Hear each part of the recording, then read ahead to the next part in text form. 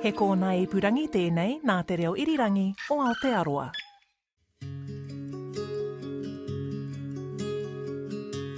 If you have family that live on the other side of the world, it's quite a real thing. It really feels like we're at the end of the earth here.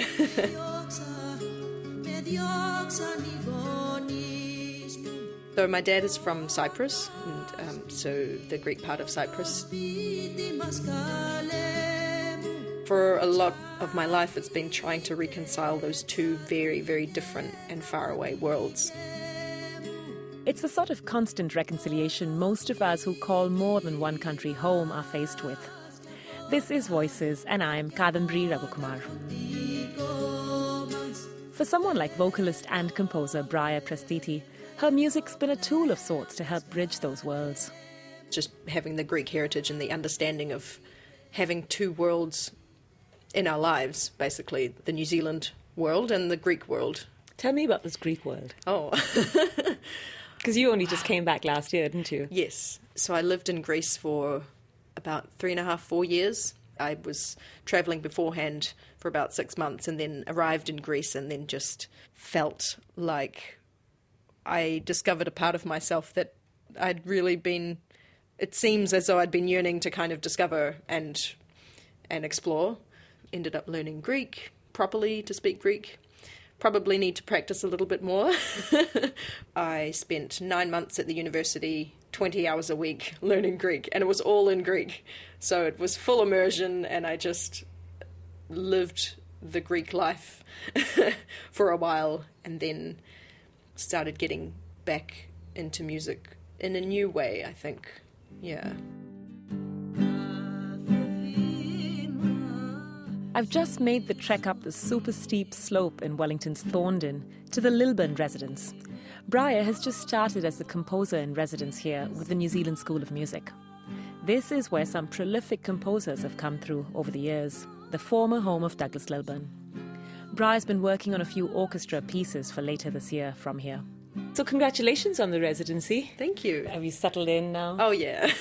It's a nice I spot. love it. Yeah, I love it. It's actually amazing because it's got such a calm, peaceful energy, and it's really good for the creative flow as well. The fact that so many composers have come through this space you can kind of feel it, and it's just has this very potent creative energy, I feel.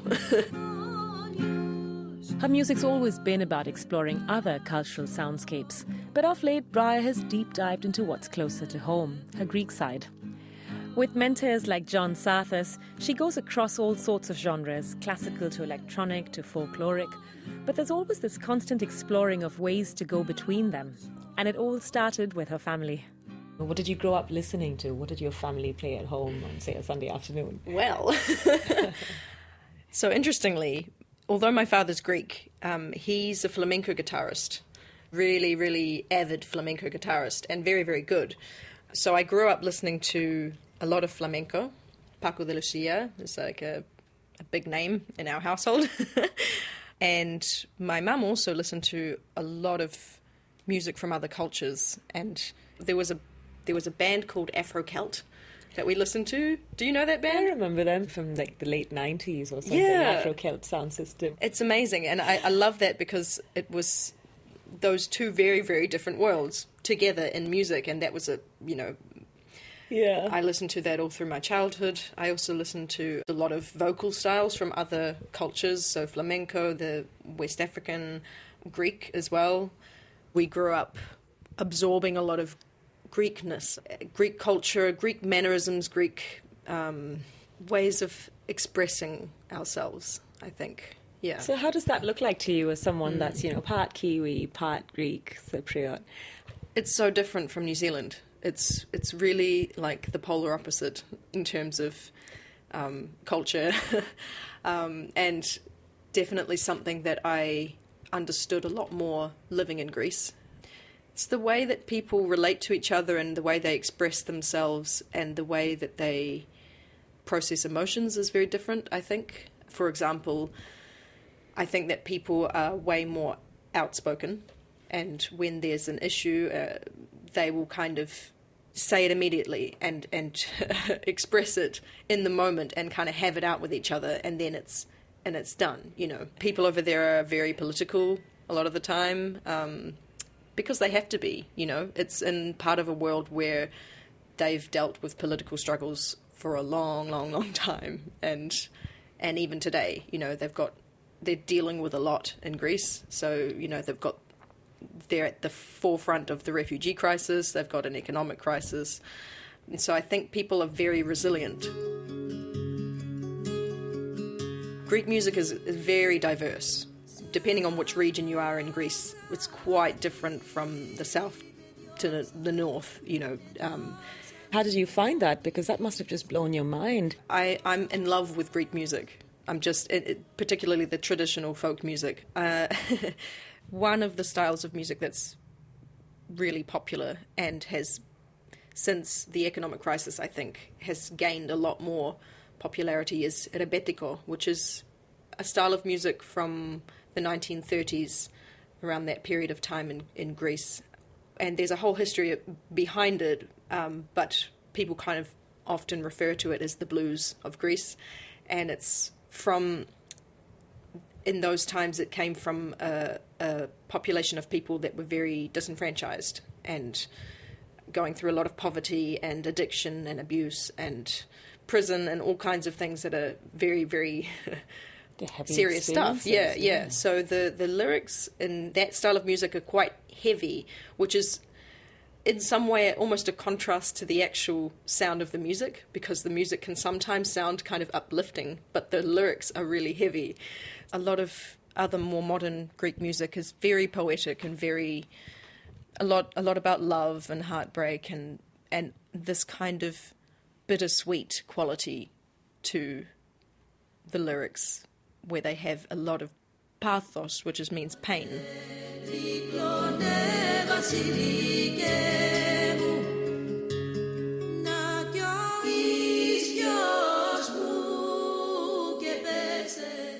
Your experience in the last few years, how is it going to influence your future work? What do you think you're going to be able to draw from it? Oh gosh. Yeah, as a vocalist, being in Greece really improved my vocals in that style, because when it's around you all the time and you're just kind of fully immersed in it, you hear it every day, it just somehow you absorb it and it improves your singing. So I really love taking that as a kind of something that I've held on to from Greece. And, well, it's part of my musical landscape now. So without thinking about it too much, I believe that it definitely has an influence on what I'm writing. And I think the vocal melodies in particular, because in Greek singing they have a lot of melisma, which is like these trills and particular stylistic trills that are definitive of the Greek style. And I think that that's coming through in one of my orchestral pieces, for example. I find it fascinating also that with all these different influences on your music, do you struggle with defining what it is that you do, or the style or the genre that you belong to? Yeah, and that doesn't just extend to music, that extends to personal identity.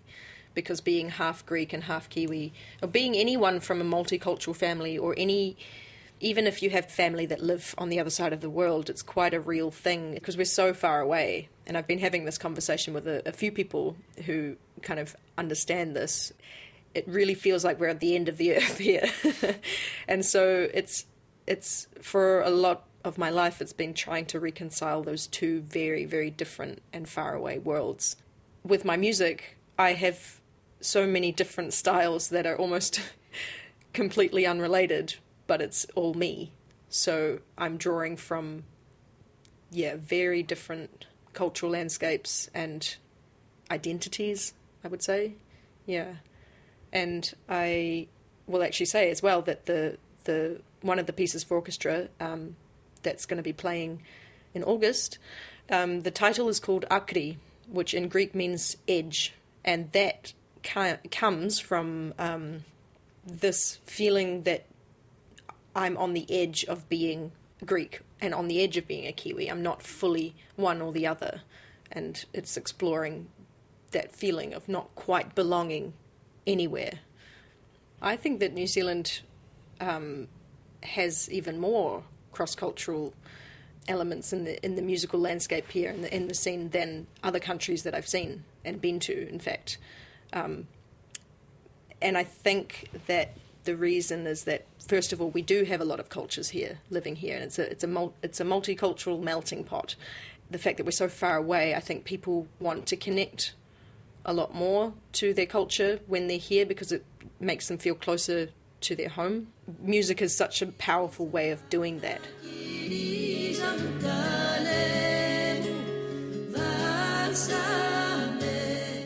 Vocalist and composer Briar Prastiti on her latest residency in Wellington's Lilburn residence. And the music you've been listening to were some of her original compositions. My name's Kadambari Raghukumar, and Voices is a weekly podcast on all things globally local here in New Zealand. I meet people from all around the world who share with me their journeys and perspectives on the worlds they move within.